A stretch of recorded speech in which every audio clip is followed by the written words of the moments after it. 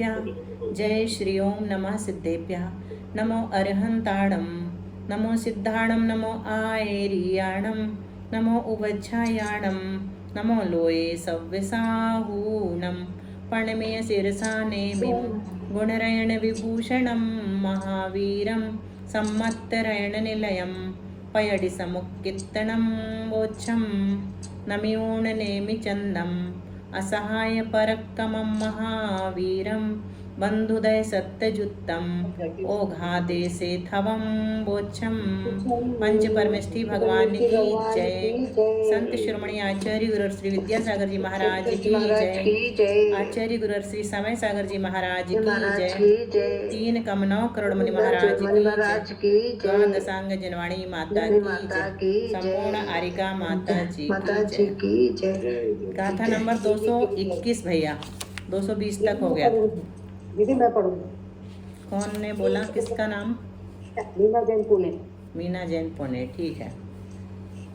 शुद्ध उच्चारण करिएगा, ध्यान से सुनिएगा। पहले हम बोलेंगे फिर भैया, उसके 2 बार सुनने के बाद आप अच्छे से बोलिए, है ना। अशुद्ध उच्चारण अच्छा नहीं माना जाता, तो कोशिश करिए पूरी तरह शुद्ध हो। रिकॉर्डिंग। सगपज्जति पुण्ये उवरिम सवत्य जोग मुक्कसम सवत्य होदि अवरम लद्दि अपुण्य सजेठम पी।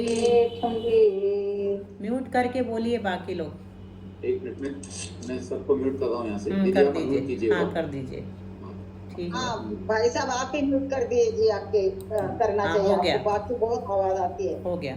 सगपज्जति पुण्ये उवरिम सवत्थ जोगमोकसं सवत्थ होदि अवक्रम लद्दि अपुण्यस्य जेठं भी। अभी अनम्यूट कर दीजिए आप मीना दीदी। बोलिए मीना जी। पुण्य सगपज्जति करके बोलिए।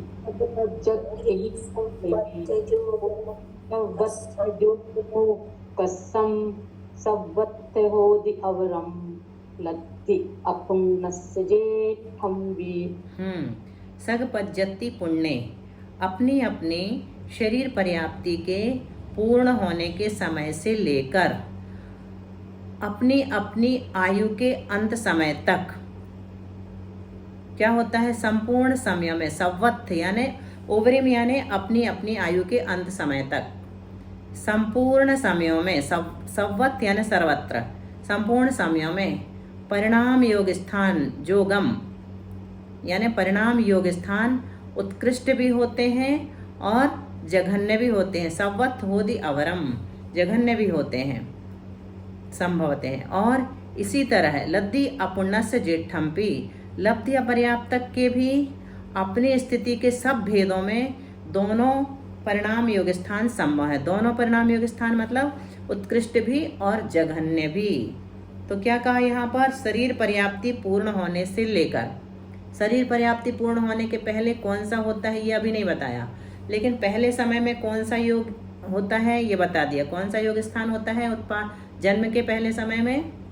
उपपाद योग, है ना। उपपाद बोलना है उसको, उत्पाद नहीं बोलेंगे कोई भी। अभी आप लोगों ने सही बोला है, लेकिन फिर भी हम विशेष रूप से बता रहे हैं कि उपपाद शब्द है।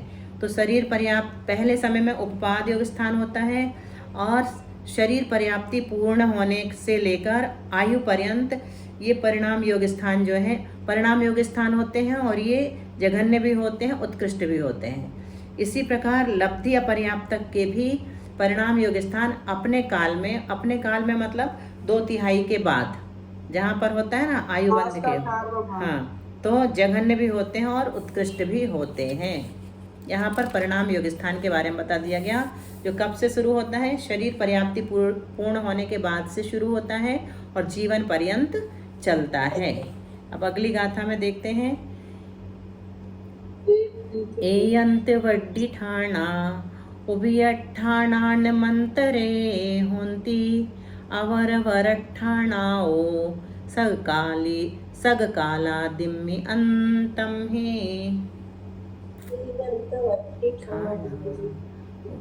एयन्तवर्धिठाणा उभयठाणानमन्तरे होन्ति अवरवरठाणाओ सगकालादिं हि अन्तं हि हेयंत बद्धिठाणा उभयठाणानमन्तरे होन्ति अवरवरठामणाओ नाओ सगकालादम्मि अन्तम्मि सग काला दिम्ही। सबका तो 3 योग कौन कौन से 3 योग स्थान हैं? 3 योग स्थान के नाम बताइए। उपाधि योग स्थान, एकांत वृद्धि और परिणाम योग स्थान। हाँ बिल्कुल ठीक। उपपाद योग स्थान, एकांतानुवृद्धि योग स्थान और परिणाम योग स्थान। इन तीन में से हमने कौन सा नहीं पढ़ा है अभी? एकांतानुवृद्धि नहीं पढ़ा, बाकी के 2 पढ़ लिए। तो उपपाद योग स्थान पहले समय में होता है, एक समय मात्र का, और तीसरा जो परिणाम योग स्थान है वो कब होता है? शरीर पर्याप्ति पूर्ण होने के बाद से लेकर के पूरे जीवन पर्यंत होता है। अब बचा एकांतानुवृद्धि योग स्थान, तो उसे इस गाथा के माध्यम से बताया जा रहा है। एयंत वड्डी ठाणा एकांतानुवृद्धि योग स्थान उभय ठाणान मंत्रे होंती।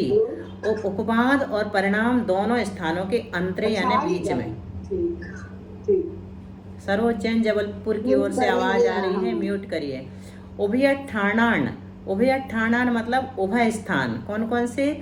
उपपाद योग स्थान और परिणाम योग स्थान, दोनों स्थानों के अंतरे होंती यानी बीच में होता है। अर्थात पर्याय धारण करने के दूसरे समय से लेकर, पहला समय का तो उपपाद योग स्थान बता दिया, तो दूसरे समय से लेकर एक समय कम शरीर पर्याप्ति के अंतर्मुहूर्त के अंत समय तक। शरीर पर्याप्ति का काल, शरीर पर्याप्ति जो पूर्ण होती है उसमें कितना समय लगता है जीव को? अंतर्मुहूर्त लगता है। हम पढ़ चुके हैं कि एक पर्याप्ति का काल भी अंतर्मुहूर्त है और 6 पर्याप्ति का मिलाकर के काल भी अंतर्मुहूर्त है। तो शरीर पर्याप्ति, आहार और शरीर दोनों पर्याप्ति के पूर्ण होने में भी अंतर्मुहूर्ति काल लगता है। तो एकांतानुवृद्धि का काल कितना कहलाया? अंतर्मुहूर्ति कहलाया। लेकिन कब से है? दूसरे समय से, जन्म धारण करने के दूसरे समय से लेकर और शरीर पर्याप्ति के अंतर्मुहूर्त के अंत समय तक, दूसरे समय से लेकर एक समय कम शरीर पर्याप्ति का जो अंतर्मुहूर्त है उसके अंत समय तक होता है। अवर वरट ठाणाओ, उनमें जघन स्थान तो अपने काल के पहले समय में होता है। एकांतानुवृद्धि का अपना काल कौन सा है? जन्म के बाद वाला दूसरा समय, बिल्कुल ठीक, जन्म से दूसरा समय। तो जघन स्थान तो अपने काल के पहले समय में और उत्कृष्ट स्थान अंत के समय में होता है, मतलब शरीर पर्याप्ति की पूर्णता के समय। अब एकांतानुवृद्धि योग स्थान, एकांत यानी नियम से अपने काल के प्रथम समय से अंत समय तक, तो मतलब दूसरे समय से लेकर के शरीर पर्याप्ति है ना, शरीर पर्याप्ति के एक समय कम शरीर पर्याप्ति के अंतर्मुहूर्त के अंत समय तक। दीदी तो ऐसा समझ सकते क्या दीदी कि इसके बाद तुरंत शरीर पर्याप्ति पूर्ण हो जाएगी? तुरंत नहीं, अंतर्मुहूर्त बाद दूसरे समय से शुरू होगी। ऐसा नहीं बोल रही हूँ, ये जो यहाँ चालू है ना प्रथम समय से, तो शरीर पर्याप्ति पूर्ण होने के पहले तक, उसके तुरंत बाद शरीर पर्याप्ति पूर्ण हो जाएगी। उसके तदनंतर समय में शरीर पर्याप्ति पूर्ण हो जाएगी, तदनंतर समय कहलाता वो। तो एकांतानुवृद्धि का व्युत्पत्ति लभ्य अर्थ बता रहे हैं। एकांत यानी नियम से अपने काल के प्रथम समय से अंत समय तक अनुवृद्धि यानी असंख्यात गुणा योगों की वृद्धि जहाँ होती है उसे एकांतानुवृद्धि योग स्थान कहते हैं। यह उपवाद और परिणाम योग स्थान के अंतराल में होता है। अच्छी तरह से समझ में आ गया? हमें पूरा विश्वास है ना। अब अगला चार्ट देखें। वंदना दीदी जी एक बार तीनों को एक बार अभी तीनों को भैया थोड़ा सा ऊपर करिए, तीनों को एक साथ बता रहे हैं जी। चार्ट ये वाला थोड़ा सा, हाँ योग स्थान। अब देखो योग स्थान लिखे हुए हैं 3, उपवाद योग स्थान, एकांतानुवृद्धि योग स्थान और परिणाम योग स्थान। उपवाद योग स्थान ये जन्म का पहला समय, ये एरो बना दिया है ना, इसे कहते हैं उपवाद योग स्थान। इसके बाद जो है एकांतानुवृद्धि योग स्थान, ये अपर्याप्त काल, यहाँ से लेकर यहाँ तक कर्सर से भैया बता रहे हैं वो देखते चलिए। फिर उसके बाद पर्याप्ति, शरीर पर्याप्ति पूर्ण हो गई तो ये तीसरा जो है लंबा पूरा समय, ये पर्याप्त काल है, इसी को परिणाम योग स्थान कहते हैं। चार्ट के माध्यम से अच्छे से समझ में आ गया जी। अब आगे अगला चार्ट देखते हैं, पर्याप्त जीव के योग स्थान। ये भी बहुत अच्छे से समझ में आ जाएगा। पर्याप्त के और लब्धि अपर्याप्त के दो बताएंगे। तो यहाँ पे बता रहे हैं, नीचे से देखना, पूर्व भाव का शरीर है अभी किसी जीव का, अभी जन्म नहीं लिया, तो पूर्व भाव का शरीर जहाँ जब तक है तब तक कौन सा योग स्थान रहेगा? पूर्व भाव का परिणाम योग स्थान रहेगा, है ना, परिणाम योग कहलाएगा, क्योंकि जीवन के अंत तक रहता है। फिर जैसे ही उसका भाव का प्रथम समय, दूसरे भाव का प्रथम समय शुरू हुआ, तो कौन सा योग स्थान कहलाएगा? ये उपवाद योग स्थान। फिर भाव का द्वितीय समय शुरू हुआ तो एकांतानुवृद्धि प्रारंभ हो गया, ये लिखा हुआ है ना। फिर एकांतानुवृद्धि कहाँ तक चली? शरीर पर्याप्ति पूर्ण होने का द्विचरम समय है, यहाँ तक एकांतानुवृद्धि समाप्त हो गई। अब इसके बाद शरीर पर्याप्ति की पूर्णता हो गई, जहाँ पूर्णता हुई वहाँ परिणाम योग स्थान प्रारंभ हो गया। फिर ऊपर भाव का अंतिम समय आया, यहाँ तक परिणाम योग स्थान चलेगा, समाप्त हो जाएगा। तो ये परिणाम योग स्थान ऊपर वाला देखें तो जघन्य भी है और उत्कृष्ट भी है। पहले समय में जघन्य और अंतिम समय में उत्कृष्ट है। और शरीर पर्याप्त, यहाँ पर भी भाव का द्वितीय समय में जघन्य है योग स्थान, और शरीर पर्याप्ति पूर्ण होने का जो द्विचरम समय है उसमें एकांतानुवृद्धि जो है उत्कृष्ट योग स्थान होता है उसका। और पूर्व भाव के शरीर को छोड़ दो, भाव का प्रथम समय है, वो योग स्थान कौन सा कहलाता है? उपपाद योग स्थान। अगर विग्रह गति से आएगा तो जघन्य योग स्थान होगा, और अगर ऋजु गति से आएगा तो उत्कृष्ट योग स्थान होगा। बिल्कुल क्लियर हो गया ना, अच्छी तरह से, है ना।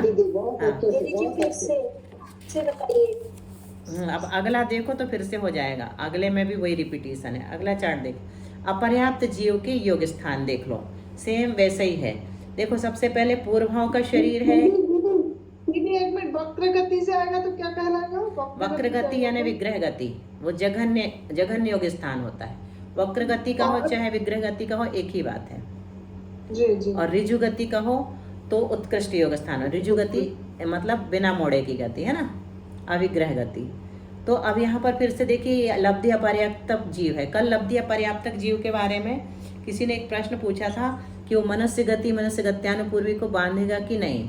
तो बांधता है, इसलिए वो मनुष्य गति में भी आ सकता है। सूक्ष्म निगोदिया के बारे में हमने कह दिया था कि सूक्ष्म निगोदिया जीव नहीं आएगा, बादर आएगा, लेकिन सूक्ष्म निगोदिया लब्धि अपर्याप्तक जीव भी मर करके डायरेक्ट मनुष्य गति में आ सकता है, लेकिन उसी भाव से मोक्ष नहीं जा सकता। वो 5वें गुण स्थान तक को प्राप्त कर सकता है, बस ये उसका नियम है। कल हम लोगों ने थोड़ा सा गलत समझ लिया था। तो पूर्व भाव का शरीर लब्धि अपर्याप्तक जीव बनने वाला है, वो उसका जो पूर्व भाव का शरीर है वो परिणाम योग स्थान वाला है अभी, है ना। वहाँ से उसका मरण हुआ तो भाव के प्रथम समय में पहुंचा, तो ये कौन सा योग स्थान कहलाएगा? जिसको समझ में नहीं आया वो बोले, जिनको समझ में नहीं आया वो बोले। कौन, किसको समझ में नहीं आया? उपपाद योग स्थान, ठीक है। अब भाव का द्वितीय समय शुरू हुआ तो ये यहाँ से एकांतानुवृद्धि योग स्थान प्रारंभ हो गया, और ये कब तक चलेगा? लब्धि अपर्याप्तक जीव के 2/3 काल के अंतिम समय तक, आयु के 2/3 काल तक चलेगा उसका। जब तक आयु बंध का काल नहीं आता उसके अंतिम समय तक ये चलता है। वहाँ एकांतानुवृद्धि योग स्थान की समाप्ति हो जाती है। तो भाव के द्वितीय समय में ये जघन्य होता है और समाप्ति के समय में उत्कृष्ट होता है। अब जब 1/3 समय बचा आयु का लब्धि पर्याप्तक जीव का, तो उसके प्रथम समय में परिणाम योग स्थान प्रारंभ होगा, और ये कब तक चलेगा? भाव के अंतिम समय तक चलेगा, वहाँ जाकर के परिणाम योग स्थान समाप्त हो जाएगा। तो प्रारंभ स्थान में तो इसका जघन्य बंध होगा और अंतिम समय में उत्कृष्ट बंध होगा, इसका परिणाम योग स्थान का। इसी प्रकार एकांतानुवृद्धि का भी लगा लेना कि द्वितीय समय में जघन्य योग स्थान रहेगा और बंध नहीं लगाना है, योग स्थान लगाना है, जघन्य योग स्थान और उत्कृष्ट योग स्थान। ये 84 योग स्थान होते हैं। कौन कौन से जीव के कौन कौन से होते हैं ये अपने में अगली गाथाओं में आने वाले हैं। अगर हम लोग ज़्यादा नहीं समझना चाहेंगे तो हम लोग रीड करके आगे चले जाएंगे। सामान्य रूप से इसका ज्ञान होना भी पर्याप्त है। चलिए अब योग स्थान में क्या क्या होते हैं तो ये अगली गाथा में बताते हैं। गाथा नंबर 223।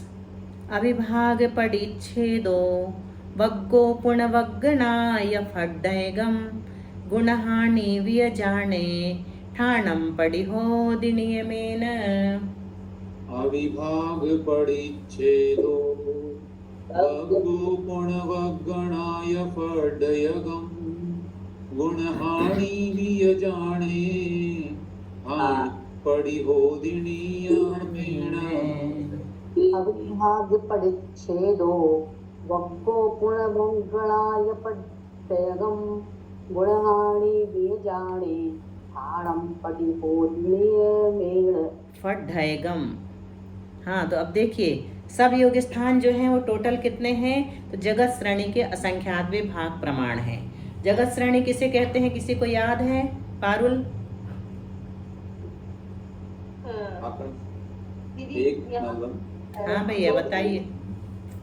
जी हाँ, मतलब 14 राजू लंबी जो आकाश की एक पंक्ति है सबसे छोटा 14 राजू नहीं, अच्छा मध्य लोक से सिद्ध लोक तक नहीं। 7 राजू थी। हाँ 7 राजू तो है, लेकिन ये सीधी है। 7 राजू लंबी सीधी लाइन। एक प्रदेश, ये एक प्रदेश चौड़ाई है इसकी। इसकी चौड़ाई कितनी है, डेप्थ कितनी है? सिर्फ एक प्रदेश, एक प्रदेश।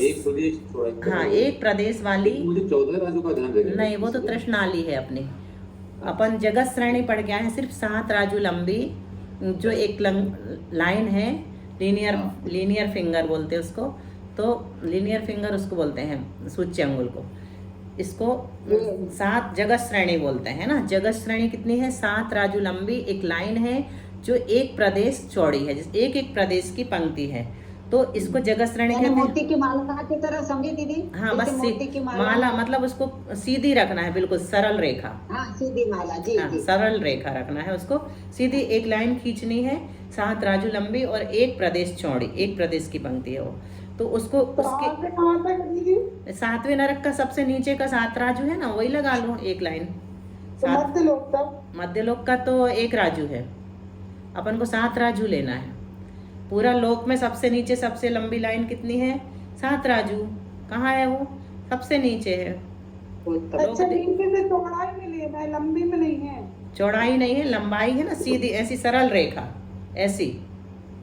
हाँ, तो आड़े में ना, आड़ी लेना, आड़ी जैसे स्केल रख के खींच दी अपन ने एक लाइन। लंबी मतलब ऐसी वर्टिक ऐसी नहीं लेना है, नीचे से ऊपर नहीं लेना है ना, उत्तर से दक्षिण लेना है। आ रहा है समझ में कैसी लेना है? लाइन खींचना है स्लेट में सीधी सरल रेखा। तो समझ में आती ना सरल रेखा? हॉरिजॉन्टल। हाँ, हॉरिजॉन्टल, वर्टिकल नहीं लेना। ठीक है। तो सब योग स्थान जो है जगत श्रेणी के असंख्यातवे भाग प्रमाण है। तो जगत श्रेणी में कितने प्रदेश हैं? एक लाइन जो खींची है, असंख्यात ही है, असंख्यात ही है। तो योग स्थान कितने हैं? जगत श्रेणी के असंख्यातवे भाग।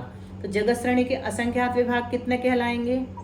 एक भाग नहीं, असंख्यात में असंख्यात का भाग देते तो कभी भी एक नहीं आता। क्यों नहीं आता? क्योंकि असंख्यात के भी असंख्यात भेद हैं। तो असंख्यात में असंख्यात का भाग देने से असंख्यात ही आता है, अनंत में अनंत का भाग देने से अनंत ही आता है ना। हमेशा अलौकिक गणित में ऐसा ही होगा। तो ये हमारे पास कितने हैं योग स्थान? असंख्यात हैं। उनमें क्या करना? प्रत्येक योग स्थान में अविभाग, अब गाथा देखना, अविभाग परिच्छेदो वग्गो पुनर्वग्गना या फड्डयगम। अविभाग प्रतिच्छेद, वग्गो यानी वर्ग, वग्गना यानी वर्गणा, फड्डयगम यानी स्पर्धक, गुणहानि व्यजानो और गुणहानि, ये 5 अवयव होते हैं। ठानम पडिहोदि नियमेन, ऐसा नियम से जानना। योग स्थान के अवयव, योग स्थान के अवयव, योग स्थान को समझने के लिए इसके अवयव बताए जा रहे हैं। तो प्रत्येक स्थान में होते हैं, क्या क्या बताया? सबसे पहले वर्ग नहीं, विभाग प्रतिच्छेद। सबसे पहले क्या बताया? विभाग प्रतिच्छेद, हाँ। हाँ, और फिर नाना गुणहानि भी होती है ना। नाना गुणहानि, गुणहानियों का समूह। तो अविभाग प्रतिच्छेद किसे कहते हैं? चंचलता रूप शक्ति का जो अंश है, परिस्पंदन, उसी को अविभाग प्रतिच्छेद कहते हैं। वर्ग किसे कहते हैं? अविभाग प्रतिच्छेदों के समूह का नाम वर्ग है। और वर्गों का समूह है वर्गणा, वर्गणाओं का समूह स्पर्धक, स्पर्धकों का समूह और गुणहानियों का समूह नाना गुणहानि। यहाँ तक ये सब नाना गुणहानि ही एक योग स्थान है। ऐसे अलग अलग असंख्यात योग स्थान पाए जाते हैं। नाना गुणहानि प्रमाण जो है एक योग स्थान में नाना गुणहानियों का समूह है, ठीक है। ऐसे अलग अलग कितने असंख्यात योग स्थान पाए जाते हैं। और आगे इसी को बताते हैं अगली गाथा। ये सभी असंख्यात प्रदेशियों को, हाँ, सब असंख्यात प्रदेशी। ये चंचलता रूप शक्ति का जो अंश अविभाग प्रतिच्छेद है, ये भी असंख्यात हैं। योग में अनंत नहीं है, योग में सब असंख्यात ही है। अनंत का यहाँ पर एक भी कोई भी नहीं मिलेगा, वर्ग भी नहीं मिलेगा, वर्गड़ा भी नहीं मिलेगा, सब असंख्यात मिलेंगे। ये विशेषता है। जब हम परमाणु पढ़ते हैं, निषेक पढ़ते हैं, तो वहाँ सब अनंत में पाए जाते हैं। अनंत अविभाग प्रतिच्छेद, स्थिति अनुभाग पढ़ गया है ना हम लोग। तो जितने भी अविभाग प्रतिच्छेद थे वहाँ परमाणु के प्रसंग में, कर्म परमाणु में अविभाग प्रतिच्छेद है ना, अनंत अविभाग प्रतिच्छेद का एक परमाणु होता है वहाँ पर। तो मतलब उतनी शक्ति होती है एक परमाणु में, कर्म परमाणु में। लेकिन यहाँ अनंत नहीं है, यहाँ पर अविभाग प्रतिच्छेद भी असंख्यात ही। ये विशेष बात है, इसको अच्छे से याद रखना। अब अगली गाथा देखते हैं 224। पल्ला संख्ये चिदिमा गुणहानि सलाहवंति इगिठाणे गुणहानि फड्ढयाओ असंख्य भागंतु सेढ़िये। पल्ला संख्ये जदिमा गुणहानि सलाहवन्ति इगिठाणे गुणहानि पड्डयाओ असंख्य भागं तु सेढ़िये। पल्ला संख्ये जदिमा गुणहानि सलाहवन्ति इगिठाणे गुणहानि पड्डयाओ असंख्य भागं तु सेढ़िये। अभी हमने देखा कि नाना गुणहानि ही एक योग स्थान है। तो एक पल्ला संख्ये चिदिमा गुणहानि सला हवंति इगिठाणे, मतलब एक योग स्थान में, इगिठाणे मतलब एक योग स्थान में गुणहानि सला यानी गुणहानि की सलाका, सलाका मतलब संख्या, गुणहानि की संख्याएं कितनी है? पल्ला संख्ये चिदिमा, पल्ले के असंख्यातवें भाग प्रमाण है। यह नाना गुणहानि का प्रमाण है। नाना गुणहानि का प्रमाण कितना बताया यहाँ पर? असंख्यात पल्ले का असंख्यातवा भाग, पल्ले के असंख्यातवें भाग प्रमाण नाना गुणहानि का प्रमाण है। मतलब पल्ले के असंख्यातवें भाग में जितने प्रदेश होते हैं उतनी नाना गुणहानियाँ हैं। एक गुणहानि में स्पर्धक गुणहानि फड्ढयाओ, मतलब एक गुणहानि में स्पर्धक कितने हैं? असंख्य भागम तो सेढ़िये, जगत श्रेणी के असंख्यातवें भाग प्रमाण हैं। जगत श्रेणी किसे कहते हैं? अभी हमने पढ़ लिया, 7 राजू लंबी एक पंक्ति, एक प्रदेश वाली पंक्ति, उसे कहते हैं जगत श्रेणी। और ये भी असंख्यात प्रदेशों की होती है। अब देखते हैं गाथा नंबर 225। 260 तक हमें थोड़ा सा फास्ट चलना है, गणित निकाल देंगे थोड़ा थोड़ा समझ के। फिर हम सबके मन का विषय आएगा उदय विच्युत्ति। जो कर्म फल हम भोग रहे हैं वो हमें साक्षात देखने को मिलेंगे कि कैसे हमने कर्म किए थे और कैसे फल पा रहे हैं और कैसे इनसे मुक्त होंगे। तो ये भी अच्छा लग रहा है दीदी, ये लग रहा है तो बस अच्छा लग रहा है, इसीलिए बहुत हम अच्छा। चला दे रहे हैं थोड़ा थोड़ा, नहीं तो छोड़ देते। अब देखते हैं गाथा 225। फड्ढयगे एक एक के वग्गण संखाहु तत्तिया लावा एक एक वग्गणाए असंख्य पदराहु वग्गाओ। पड्ढयगे एक एक के वग्गण संखाहु तत्तिया लावा एक एक वग्गणाए असंख्य पदराहु वग्गाओ। फड्डगे एक के वग्गण संखाहु तत्तिया लावा एक एक वग्गणाए असंख्य पदराहु वग्गाओ। असंख्य पदराहु वग्गाओ। एक एक के फड्ढयगे मतलब एक एक स्पर्धक में, वग्गण संख्या तत्तिया अलावा वर्गणाओं की संख्या उतनी ही है, अर्थात कितनी जितनी पहले बताए जगत श्रेणी के असंख्यातवें भाग प्रमाण। अलावा यानी कही गई आलाप कथन। एक एक वग्गणाएं और एक एक वर्गणा में असंख्य पदराहु वग्गाओ, असंख्यात जगत प्रतर प्रमाण वर्ग हैं। एक वर्गणा में वर्ग कितने हैं? वर्गों के समूह को वर्गणा कहा ना, तो फिर हम पूछ सकते हैं कि कितने वर्ग हैं एक वर्गणा में, तो कहते हैं असंख्यात जगत प्रतर प्रमाण। अब जगत प्रतर किसे कहते हैं, किसी को याद है? पहले बता चुके हैं। दीदी जी, जगत श्रेणी गुणा जगत श्रेणी इक्वल टू जगत बहुत प्रतर। अच्छा। जगत श्रेणी का वर्ग जगत प्रतर कहलाता है। और जब हम अर्थ संदृष्टि में जगत श्रेणी लिखते हैं तो एक लाइन खींचते हैं, और जब जगत प्रतर लिखते हैं तो 2 आड़ी लाइन खींचते हैं, और घनलोक लिखते हैं तो 3 लाइन खींच देते हैं आड़ी। सर्वलोक के लिए 3 हाँ, लाइन सर्वलोक के लिए खींचते हैं। उसी को घनलोक कहते हैं, उसी को सर्वलोक कहते हैं। बहुत अच्छा, आपको याद है। हाँ, 226 एक एक के पुण्यवज्ञे असंख्य लोगा हवन्ति अविभागा अविभागस्य प्रमाणम जहन्न उड्डीपदेशाणम। एकेके पुण्यवज्ञे असंख्य लोगा हवन्ति अविभागा अविभागस्य प्रमाणं जहन्नोड्डीपदेशाणम्।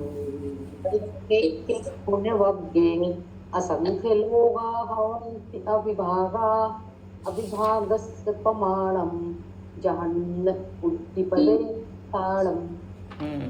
अब एक एक वर्ग में असंख्यात लोक प्रमाण अविभाग प्रतिच्छेद होते हैं। एक एक के पुण्यवज्ञे। दीदी, जो आपने जगत श्रेणी बताया उसका वर्ग जगत प्रतर, हाँ, और जो घन बताया घन को क्या बोलते हैं? घन नहीं, घनलोक, उसी को घनलोक या सर्वलोक कहते हैं। लोक जो है 3 लाइन, जगत श्रेणी का घन लोक कहलाता है। अभी आ रहा है, इसमें देखने मिलेगा आपको अगले चार्ट में। तो एक एक के पुण्यवज्ञे, एक एक वर्ग में असंख्य लोगा हवन्ति अविभागा, असंख्यात लोक प्रमाण अविभाग प्रतिच्छेद होते हैं। भैया म्यूट कर दीजिए, आवाजें आने लगी।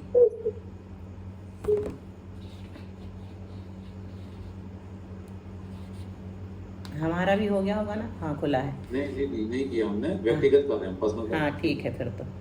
हाँ, एक एक वर्ग में अब एक वर्ग में अविभाग प्रतिच्छेद कितने होते हैं? तो आचार्य कहते हैं एक एक वर्ग में असंख्यात लोक प्रमाण अविभाग प्रतिच्छेद होते हैं। देखिए यहाँ पर अनंत शब्द नहीं आ रहा है कहीं पर भी। अगर हम निषेध पढ़ रहे होते तो वहाँ अनंत अनंत शब्द आता, लेकिन यहाँ पर हम योग स्थान पढ़ रहे हैं तो योग में असंख्यात ही होता है सब कुछ, इससे आगे नहीं बढ़ता। और अविभाग प्रतिच्छेदों का प्रमाण, अविभाग प्रतिच्छेद का प्रमाण कितना है? तो प्रदेशों में जघन्य वृद्धि स्वरूप जानना। जैसे हमने वहाँ पूछा, देखा था कि परमाणु कितना बड़ा होता है। परमाणु किसे कहते हैं? किसे कहते हैं परमाणु? आगे 2 टुकड़े ना हो। हाँ, हाँ, पुद्गल के सबसे छोटे अंश को जिसका कि दूसरा विभाग ना किया जा सके। लेकिन यहाँ पर अविभाग प्रतिच्छेद की परिभाषा वो नहीं है। वहाँ पर अविभाग प्रतिच्छेद की परिभाषा तो है, सबसे छोटा शक्ति अंश अविभाग प्रतिच्छेद। लेकिन यहाँ पर क्या कहा? अविभाग प्रतिच्छेद का प्रमाण। चली गई है, मुझे नहीं आ रही कि सबको नहीं आ रही है? आ रही है आवाज? हम लोग को आ रही भैया जी। हमको आ रही है, तब आपको नहीं आ रही है। आ जाएगी अभी भैया के पास भी। तो अविभाग प्रतिच्छेद का प्रमाण क्या कहा? प्रदेशों में जघन्य वृद्धि स्वरूप जानना। जघन्य वृद्धि कैसे निकालते हैं ये अभी बताएंगे चार्ट के माध्यम से। भैया इसमें आगे बढ़ा दीजिए, चार्ट दिखा देते हैं। अवयव प्रमाण, भैया को भी आवाज नहीं आ रही शायद हमारी।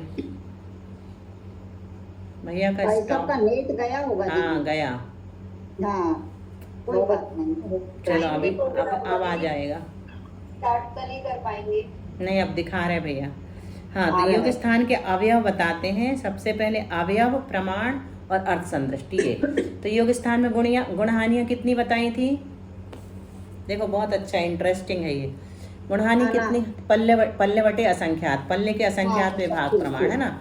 इसको हम अर्थ संदृष्टि में कैसे लिखेंगे? तो ऐसे लिखेंगे, प बटे आ। एक बार भी लिख सकते हैं, 2 बार लिखने का मतलब क्या होता है? असंख्यात असंख्यात, यानी मध्यम असंख्यात। ठीक है। फिर गुणहानि में स्पर्धकों की संख्या कितनी है? कितना बताया था? जगत श्रेणी का असंख्यात। श्रेणी बटे असंख्यात। इसको हम अर्थ संदृष्टि में लिखेंगे तो दिख रहा कैसा लिखा हुआ है? जो आड़ी लाइन खींची है उसको क्या पढ़ेंगे? जगत श्रेणी, और बटे असंख्यात लिख दिया है ना, डबल आ कर दिया। इसको आ ही बोलते हैं अर्थ संदृष्टि में, ए नहीं बोलते। फिर स्पर्धक में वर्गणा संख्या कितनी स्पर्धकों में कितनी वर्गणाएं होती हैं? तो ये भी श्रेणी के असंख्यात भाग प्रमाण होती हैं। तो श्रेणी का असंख्यात भाग कैसे लिखेंगे? ऐसे लिखेंगे, श्रेणी बटे असंख्यात। फिर वर्गणाओं में वर्ग कितने होते हैं, मतलब कितने वर्गों की एक वर्गणा होती है? तो कहते हैं जगत प्रतर गुणित असंख्यात। अब जगत प्रतर कैसा लिखा दिख रहा है आपको? 2 लाइन खींच दी है ना, इसको जगत प्रतर पढ़ते हैं। गुणित असंख्यात, एक बार असंख्यात लिखा। फिर वर्ग में कितने अविभाग प्रतिच्छेद होते हैं? तो असंख्यात लोक प्रमाण अविभाग प्रतिच्छेद एक वर्ग में होते हैं। तो लोक का सिंबल दिख रहा है, कैसा बनाया? 3 लाइन है ना, इसको लोक पढ़ते हैं। कितना छोटा कर दिया, शॉर्ट एंड स्वीट। तो असंख्यात लोक ऐसे असंख्यात को बाद में लिखते हैं, लोक को पीछे लिखते हैं। इसको पढ़ेंगे असंख्यात लोक। ब्लॉक नंबर 2 सिंबल क्यों चेंज बनाया है, जबकि श्रेणी के असंख्यात के भाग प्रमाण है दोनों में, तो सिंबल चेंज क्यों किया? तो असंख्यात की असंख्यात भेद है ना, तो वहाँ बड़ा वाला असंख्यात है और ये छोटा वाला असंख्यात बताया ना, उसको कहते हैं असंख्यात असंख्यात, मतलब मध्यम असंख्यात। और ये छोटा वाला असंख्यात है परित असंख्यात, जघन्य युक्त असंख्यात। अभी गणित पढ़ाया था ना, तब आप नहीं रहे होंगे। चलिए अब अगला देखते हैं अविभाग प्रतिच्छेद। ये उल्टा ए लिखा, यानी ए लिखा है इंग्लिश वाला। इंग्लिश वाला ये पढ़ता है घुंडी वाला ये है थोड़ा सा, है ना, वही, नीचे भुल्ली घुंडी नहीं, ऐसा करके पीछे पूंछ नहीं दी है उसमें। अविभाग प्रतिच्छेद जिसका दूसरा, हाँ ये वाला करके पूरा कर देते हैं। जिसका दूसरा विभाग नहीं हो सकता, ऐसे शक्ति के अंश को अविभाग प्रतिच्छेद कहते हैं। और जो योगों में जघन्य वृद्धि का प्रमाण है, वही यहाँ एक अविभाग प्रतिच्छेद है। जैसे सबसे कम शक्ति वाले प्रदेश की शक्ति 8 है। हाँ, एक प्रदेश सबसे कम शक्ति वाला है, उसकी शक्ति कितनी मानी? 8।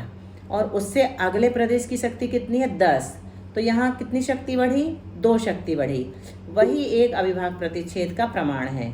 एक वर्ग में इससे कम वृद्धि नहीं पाई जाती है। इसके बाद क्या कह रहे हैं, एक छोटा सा चार्ट और देख के फिर बंद करते हैं। भैया ये दिखा दो, ये अविभाग प्रतिच्छेद की परिभाषा इसमें बताई जा रही बहुत अच्छे तरीके से। जघन्य योग शक्ति से अधिक शक्ति वाला ये ऊपर है, पहले नीचे का देखें। आत्मा के जिस प्रदेश में जघन्य योग शक्ति पाई जाती है, उससे अधिक शक्ति का धारी जो दूसरा प्रदेश है, उसमें जघन्य शक्ति से जितनी अधिक शक्ति होती है, उस वृद्धि का प्रमाण योग का अविभाग प्रतिच्छेद कहलाता है। इसको आप लोग थोड़ा बार बार पढ़ना, ये बहुत इंटरेस्टिंग है। और एक बार समझ में आ जाएगा तो आपको ऐसा लगेगा कि आत्मा में थोड़ा सा प्रकाश बढ़ गया, एक रंध्र और खुल गया। तो यह कर्म के अविभाग प्रतिच्छेद से भिन्न है। एक प्रदेश में असंख्यात लोक प्रमाण अविभाग प्रतिच्छेद होते हैं, एक प्रदेश का नाम ही यहाँ वर्ग है। ये देखो, अब ये जो लाइन खींची है नीचे वाली, ये सबसे कम शक्ति वाला प्रदेश है, मतलब इससे कम योग शक्ति नहीं होती, जघन्य योग शक्ति है, ठीक है। और फिर दूसरी लाइन जो खींची है, ये जघन्य योग शक्ति से अधिक शक्ति वाला। तो इतनी जो ये अधिक वृद्धि हुई ना, इसी का नाम योग का अविभाग प्रतिच्छेद है। ये 2 अंक प्रमाण है जो अपन ने अंक संदृष्टि में देखा था। आया समझ में थोड़ा सा? ये जघन्य योग शक्ति है और जघन्य योग से थोड़ी अधिक शक्ति वाला अगला अविभाग प्रतिच्छेद है, उससे अगला। तो इसमें कितनी है? इतनी बस ज्यादा शक्ति है। तो इस वृद्धि का नाम अविभाग प्रतिच्छेद है। ये योग का अविभाग प्रतिच्छेद, मतलब ये कितना बड़ा होता है? जैसे अपन कहते हैं ना, जितने क्षेत्र को घेर करके रहता है, आकाश के जितने प्रदेश को घेर करके रहता है, उसे एक परमाणु कहते हैं। तो इसी प्रकार जितनी वृद्धि को ये प्राप्त करता है, उसका नाम अविभाग प्रतिच्छेद है। तो ये छोटा सा 2 ज्यादा बड़ी वो 2 कहला रही है। हाँ, 2 ज्यादा बड़ी अंक संदृष्टि में, और यहाँ पर इतनी ज्यादा बड़ी शक्ति, मतलब हमने इतनी फैला दी, इतनी शक्ति तक फैला था। कोई रबड़ को खींचा ना, यहाँ तक खींची थी, फिर दूसरे को खींचा तो उसका यहाँ तक फैलाव हो गया। तो ये इतना ज्यादा होना ही ये अविभाग, योग का अविभाग प्रतिच्छेद कहलाता है। ये आपको और रिकॉर्डिंग से अच्छे से समझ में आ जाएगा, सुनने को मिल जाएगा, है ना। यहीं तक रखते हैं। गाथा नंबर 228 अपनी मंडे चलेगी, क्योंकि कल अष्टमी है और परसों संडे है, रविवार है ना। तो अब 2 दिन अपन लोग संस्कृत पढ़ेंगे अच्छे मन लगा के। ठीक